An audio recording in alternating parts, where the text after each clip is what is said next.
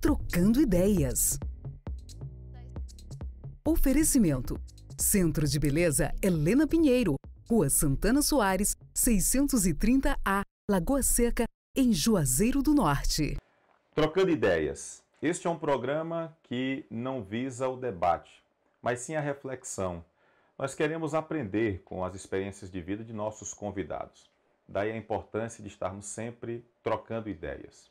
O nosso convidado de hoje é natural de Brejo Santo, cresceu em Porteiras, mas tem realmente a vida marcada no município do Crato. Formado em Direito, jornalista, e é a pessoa, pelo menos que eu tenha conhecimento, há mais tempo no ar na região do Cariri. São 54 anos na mesma emissora, na Rádio Educadora. E ele sempre encerra o programa dele dizendo, e era só. Estamos ao lado de Antônio Vicelmo, Brejo Santense, Porteiras, mas a sua vida é inegável, como você é marcado aqui no município do Crato. Vicelmo é a cara do Crato ou o Crato é a cara do Vicelmo? Primeiramente, eu gostaria de dizer que eu me considero um cidadão do Cariri. Eu teria uma casa em Missão Velha, né? Uhum.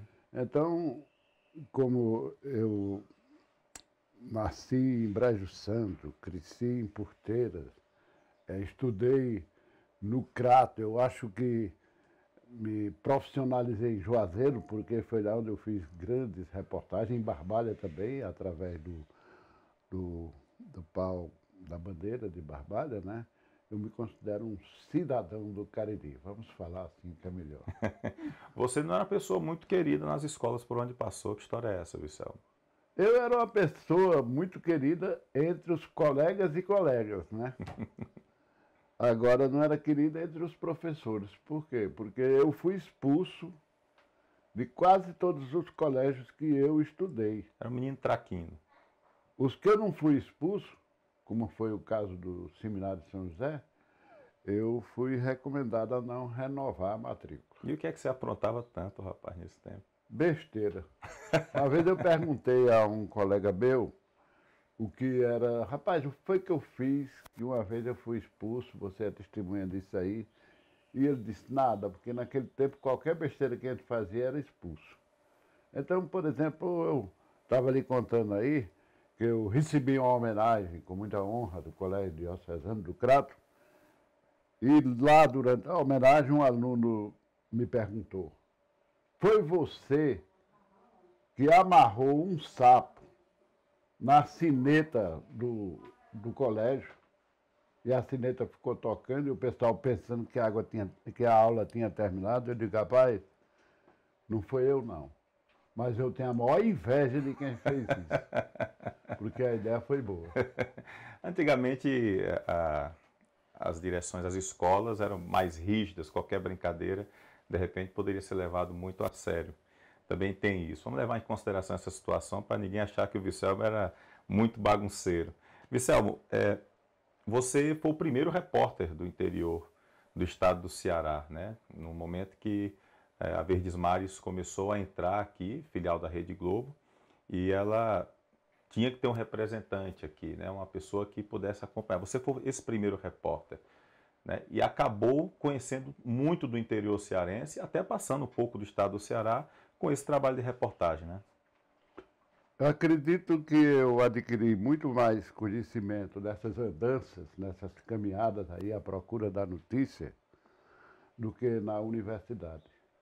Porque o livro da vida é esse aí, é esse contato que você tem com as pessoas, principalmente os tipos populares, não os políticos, mas os artistas, os homens inteligentes da região, eles estão, a maioria, no anonimato. Inclusive, aqui na região, hoje nem tanto, mas na região do Cariri, antigamente se tinha como é que eu posso dizer? Havia um simbolismo muito grande com o lobisomem de Barbalha, né? Se falava muito. E você entrevistou o lobisomem de Barbalha. Você é o repórter que entrevistou o lobisomem. Que história é essa? Olha, quando eu era criança, né, em Porteiras, só se falava desse lobisomem, Vicente Finim. Esse Vicente Finim estava presente no Cariri e nos outros estados também, no Pernambuco, A na fama dele Paraíba. era grande. Era. Eu acho que todo o Nordeste ouviu falar em Vicente Fini. E todo menino da minha geração tinha medo de Vicente Fini. Porque as histórias que se contavam sobre eles eram as mais horrorosas, né? Primeiro, a maldição que ele teve da mãe dele, né? Segundo, porque ele se virava em animais. Por exemplo, a gente estava jogando futebol lá na praça. E se chegasse um cachorro, um jumento, uma cabra, ou qualquer animal que não fosse do nosso conhecimento, porque em cidade pequena a gente conhece fulano bota água na casa de quem, né? É. A gente conhece os animais. Aqui é o galo de fulano, a galinha de fulano, o porco de fulano, não sei por que o porco se soltou. Enfim, a fuxicada nessa base aí. Então, quando aparecia um animal que não era do nosso conhecimento, um dos meninos olhava e dizia, rapaz, eu estou achando que aquele bicho que tem ali é Vicente Fini. Ele se virou ali no jumento, no cavalo, qualquer coisa assim. Não ficava mais um. Todo mundo ia dormir com medo de Vicente Fini. Então, essa história de Vicente Fino, que eles chamavam também Vicente Fino, a Vicente Fini ou Vicente Fino, ela foi o terror, né, de todos os meninos da minha geração. Aí, quando foi um dia, já na condição de repórter, estudando aqui no Colégio Diocesano, um amigo meu disse, Vicente, tu se lembra de Vicente Fini? Diz, Ave Maria, eu tinha medo mais daquele homem. Tu sabe que ele existe? Disse, existe como, rapaz? Rapaz, ele mora lá no sítio Cabeceira, lá em Barbalha. Até então, para você, era apenas uma lenda. Era uma história. E continua sendo uma lenda, né? Mas aí ele perguntou, tu interessa uma reportagem com ele? Disse, demais, rapaz. Quando é que nós vamos? Quer ir agora? Não, rapaz, lá não é fácil o acesso para lá, não. Na verdade, nós fomos de moto, porque não passava carro. E a gente foi de moto até a casa. Eu acho que 2 dias depois a gente organizou. Isso que nos anos 80 ainda, década de 80? É, por aí, né? E nós fomos e quando nós chegamos lá, eu ainda com aquela imagem da infância na cabeça, né? O lobisomem. E o próprio ambiente lá era um ambiente um pouco místico, né? Uma casa de taipa de apenas 2 vãos, ele sozinho, ele não tinha mulher, não tinha filhos, os filhos tinham viajado para São Paulo, e vivendo, criando galinha, vendendo ovos, era o meio de sobrevivência dele, né? Então eu comecei, como todo bom repórter, como quem come angu, pelas beiradas, até chegar no assunto, né? E aí, Vicente? O nome dele era Vicente Araújo. Você virava lobisomem mesmo?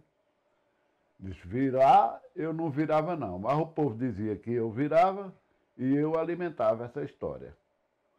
Ele disse, por que essa história? Porque eu era um caba namorador.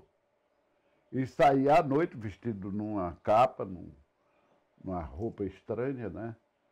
E para não ser identificado, normalmente os cachorros botavam atrás, porque a gente saía de madrugada. E no sítio não tinha muito cachorro? Energia elétrica, né? E era você, com a arrumação dessa, andando nas estradas aí, era mesmo que fazer uma assembleia de cachorro, né? Então, as histórias foram se espalhando, né? Ah, eu vi Vicente Fini, eu vi um lobisomem ontem, era ele, com essas arrumações dele, né? Então ele gostava, né, dessa fama. Trabalhava no engenho de rapadura lá em Arajara. E no outro dia, lá na bagaceira do engenho, o pessoal dizia, rapaz, viram um lobisomem ontem. Ele disse, eu vi também, sendo ele o lobisomem. Disse, eu vi também. Ele disse, tem um cara que disse que brigou com o lobisomem, que mostrou que ele tinha até marcas de unha do lobisomem, né? Mas o próprio Vicente disse, não, isso aí foi ele que se enganchou numa cerca de arame. Aí disse que o lobisomem pegou, mas Eu nunca agredi ninguém, não. Porque quando ele correu, ele teve a impressão de que foi o lobisomem que pegou. Vicelmo, 54 anos no ar, né? Começou com o Rádio Repórter, se transformou no Jornal do Cariri, mas é o mesmo jornal, mudou apenas de nome, e agora todo mundo só chama o Jornal do Vicelmo, virou o Jornal do Vicelmo. Como passar tanto tempo no ar e mantendo uma audiência enorme, porque primeiro lugar na cidade do Crato é o Jornal do Vicelmo, na Educadora. Sem ter outra coisa para fazer. Não, Na não é assim, verdade, temos muitas rádios no Cariri. na verdade, eu sempre uma força estranha me levou para o jornalismo. No meu subconsciente, e aí volta a velha história da criança lá de Porteiras, o meu pai tinha uma amplificadora. A amplificadora foi a precursora das emissoras de rádio na região. Era aquele sistema de alto-falante, né, que se instala hoje nos circos, nas quermesses. Que em algumas outras cidades chamavam até de difusoras também. Ainda hoje Difusora algumas ainda também, tem. exatamente. Então, meu pai tinha essa amplificadora e ele era o locutor. Me lembro até do prefixo que ele dizia: senhoras e senhores, entra no ar o serviço de alto-falantes A Voz de Porteiras, com seus trabalhos para a noite de hoje. Então, eu acho que daí começou essa minha paixão pelo rádio. Só que eu era criança, eu não tinha o direito nem de mexer na amplificadora. Mas a amplificadora ficou no meu subconsciente, como também o rádio. Meu pai era farmacêutico, prático, e numa farmácia pequena do interior, além de remédio, como hoje estão fazendo, né? Ele vendia rádio, ventilador, tudo quanto era de novidade que aparecia, ele colocava lá na farmácia para vender. E nessa história de vender rádio, eu era o encarregado de levar as baterias do rádio para o engenho de seu Aristarco, que era de Barbalha, mas o engenho era lá no sítio Massapê, em Porteira, e eu era carregado de levar as baterias para carregar no engenho de seu Aristarco. Então, ele dizia: olha, cuidado nas baterias, cuidado para não cair solução na sarneira do jumento, né? E eu ia com aquela bateria como quem carregava um santo no andor, com o maior cuidado. Eu acho que esse sacrifício, a velha amplificadora também ficou na minha cabeça. Quando eu cheguei aqui no Crato para estudar, uns colegas de apartamento me chamaram e disseram: Vicelmo, sabe o que foi que nós conhecemos hoje? Eu disse: não, o que foi? Disse: um gravador. Disse: gravador? Para quê? Para gravar. Gravar o quê? Gravar a nossa voz, nós gravamos lá. Disse: eu quero ver. Quero saber como é que isso funciona. Era o gravador do IBEU. IBEU era Instituto Brasil Estados Unidos, um gravador que tinha vindo dos Estados Unidos, que era muito difícil, eu nunca tinha visto um gravador na minha vida. Grande, de rolo desse tamanho. Quando eu cheguei lá, eu era apaixonado por rádio, já sabia decorado umas propagandas de rádio, que naquela época era feito por os grandes locutores, Luiz Jatobá e Ramos Galhela, né? Então, Luiz Jatobá dizia assim: por trás da alegre efervescência de Sorrisal, o único que contém dois antiácidos. Um deles chega aos centros nervosos onde se originam a dor, 2 vezes mais rápido do que os analgésicos comuns. O outro prolonga o seu bem-estar. Sorrisal. Então eu gravei, né? Olha, eu estava imitando, não era minha voz ali. Era uma voz impostada. Eu imitando o Luiz Jatobá, o homem é locutor. Eu peguei gravei outra de outro locutor, que foi o narrador da Metro, Ramos Galhela, né? Famoso, morou nos Estados Unidos, e ele narrava os trailers do cinema. E uma das narrações ele dizia: nunca os sentimentos daqueles que combatem imprimiram tanta ironia. Jamais a guerra moderna foi apresentada com tamanha veracidade. Um dia de folga em Tóquio e depois penhasco das lágrimas. Então, outra sucesso doméstico, só entre os amigos, né? Mas dali surgiu a ideia, rapaz, tu devia ser locutor, vamos fazer um noticiário. Aí começou a desgraça. E está até hoje. E estou até hoje. E você, no meio de tantas reportagens, para a televisão, para o rádio, você fez várias coberturas, inclusive no exterior, esteve no Vaticano também, né? Qual é que você acha assim, que foi aquela que teve mais dificuldade, ou aquela que significou mais para você, foi mais simbólica, emblemática na sua carreira? Tem alguma assim bem especial? Não, eu fiz reportagem, uma coisa que eu me orgulho muito. Às vezes, quando eu vejo vocês novos fazendo reportagem ali, estão requentando minhas matérias. Porque isso aí eu já fiz, né? Então, uma das mais importantes que eu acho que eu contribuí foi com Patativa do Assaré. Porque, inclusive, foi uma reportagem que marcou a minha vida profissional. Porque eu fui para a casa de Patativa com o objetivo de oferecer dinheiro a ele para ele fazer uma poesia para a usina de açúcar lá de Barbara, que estava sendo implantada naquele ano. E o objetivo era fazer uma poesia incentivando o pessoal, os plantadores de cana, a fornecer cana para a usina, que o pessoal ainda estava meio ronceiro nesse sentido. Uma casa pobre de Patativa, chão batido, família pobre. Naquele tempo ele não tinha projeção. Isso ainda no sítio Santana ou na cidade? No sítio Santana. Eu fui bater lá no sítio Santana. Quando eu fiz a proposta, ele pensou, aí disse, não vou fazer. Mas, Patativa, eu estou autorizado a pagar o que você quiser. Ele disse, não é questão de dinheiro. É porque essa poesia aí, se eu fizer, vai desvirtuar a minha poesia Engenho de Ferro. Aí eu me senti pequeno, era como se fosse uma formiguinha sob os pés de um elefante. Porque ele pobre, lascado, eu que tinha uma situação econômica razoável, e não aceitou o suborno, e eu estava querendo suborná-lo.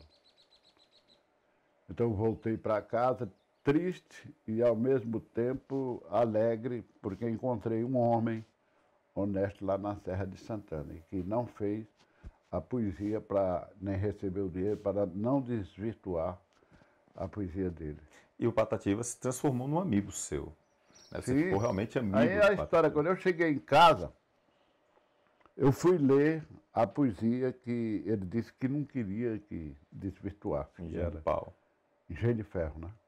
Engenho de ferro. Ele disse, engenho de ferro você, com seu amigo motor, sabe bem desenvolver e é muito trabalhador. Alguém já me disse até e afirmou que você é progressista em alto grau. Tem força e tem energia, mas não tem a poesia que tem o engenho de pau.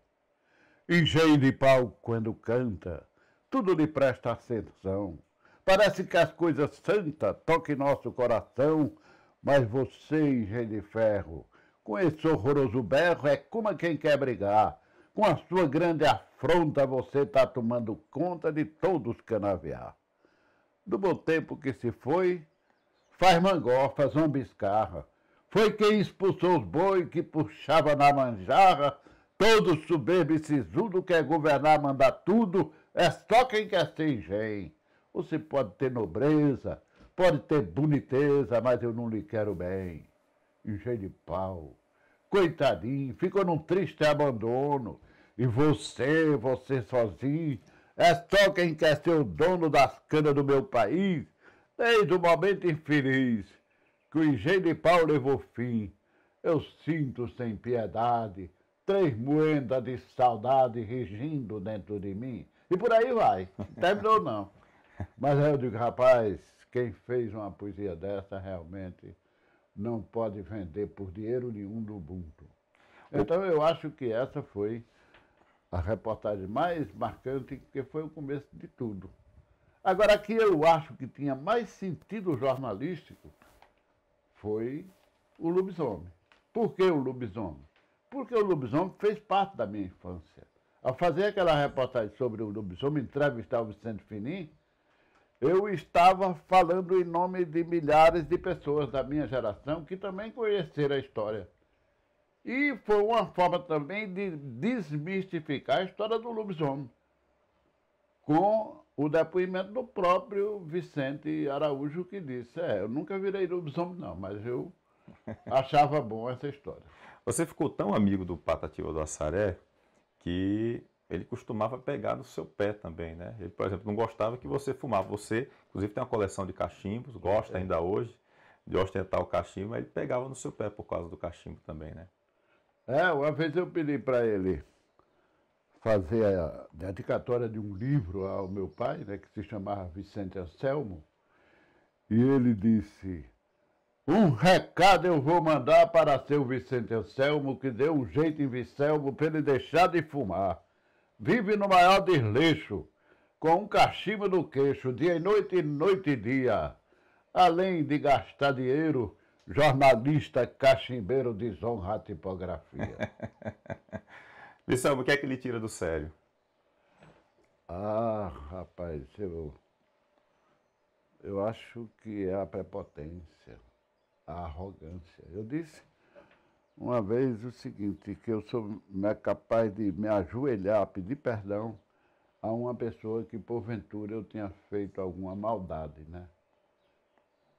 Mas, diante da prepotência, aí eu me torno um homem valente. Eu reajo à prepotência também à altura. Você é feliz, Vicelmo? Demais. E o que é felicidade para você? Felicidade é um estado de espírito. Felicidade é esse momento agora, por exemplo, que eu estou sendo entrevistado por você, que é o reconhecimento do meu trabalho. Felicidade é você estar em casa com a mulher, os filhos, os netos. Eu sou feliz porque todo dia meus filhos estão aqui. Todos eles. Paulo Ernesto, que é repórter também, almoça comigo. Não está hoje aqui porque quando não está trabalhando, está viajando como hoje. Mas eles sempre estão aqui. Felicidade é o amor da mulher amada. Felicidade é a gente amar também. Então, é por aí. O que é que fazia, não, o que é que faz Vicelmo chorar? Muita coisa. Essa semana eu chorei. No dia que Maria da Penha estava aqui, eu chorei. Porque a Maria da Penha, ela é parente da minha mulher, e ela telefonou aqui para casa, pedindo para ela ir. Minha mulher tinha sofrido uma queda e estava quase na mesma situação, pior, Maria da Penha, porque ela estava deitada. A Maria da Penha ainda estava numa cadeira de roda. E eu vi minha mulher deitada e fiz uma comparação com a situação de Maria da Penha, e quando a Maria da Penha, eu pedi para falar com ela, me emocionei e chorei. Então eu sou besta para chorar, eu sou chorão. É chorão. É. Qual foi a maior loucura que Vicelmo já fez? Eita, todo dia tem uma loucura diferente, né? Minha mulher acha que andar de moto, por exemplo, na idade que eu estou, 77 anos, é loucura, né? Mas tem outras loucuras também. Eu só não subo em coqueiro, não gosto de altura, né? Mas o resto aí das danações, eu faço tudo que eu fazia quando criança, só não aquelas que não dependem da coragem. Você também teve um bom contato com o Luiz Gonzaga, né? O Luiz Gonzaga também, foi um artista popular também. Outra cara que faz parte da minha infância, porque aí a gente volta à velha amplificadora. Né? As músicas que eram tocadas na amplificadora do meu pai eram as músicas do Luiz Gonzaga. Ele foi mesmo na época do sucesso dele, né? De 1950, 1960, por aí assim. Então, ele fez parte da minha infância. E depois, eu não conhecia Luiz Gonzaga, eu não tinha visto nem show. Eu estava lá na educadora, já trabalhando lá, quando eu vi aquela furgulagem dele parar, né? Quando ele desceu, eu vi pelo jeitão que era ele. Aí eu estava sentado lá na sala de redação e estava sozinho. Foi no período da tarde, não tinha ninguém lá na rádio, ele veio procurar alguém. Aí ele disse, você trabalha aqui? Eu fiquei nervoso, né? Ele disse, trabalho, sim, senhor. Ele disse, sabe escrever? Mais ou menos, o que é que o senhor quer? Ele disse, eu quero que você faça a minha biografia. Aí eu fui e disse, mas, seu Luiz, assim, sem fazer uma consulta, sem nada, ele disse, não, vai escrevendo aí que eu vou dizendo. Aí eu peguei a máquina, comecei a escrever e ele ditando, né? Aquilo que ele, alguma coisa que ele dizia errada, eu corrigia, enfim, dei uma redação ali de improviso à biografia dele. E ele dizendo que queria aquilo porque ia receber o título de cidadão de Iguatu e estava precisando dessa história aí. Quando eu terminei, ele disse, leia para mim. Aí eu leio e ele com aquela vozona de sertanejo disse, tá bom demais.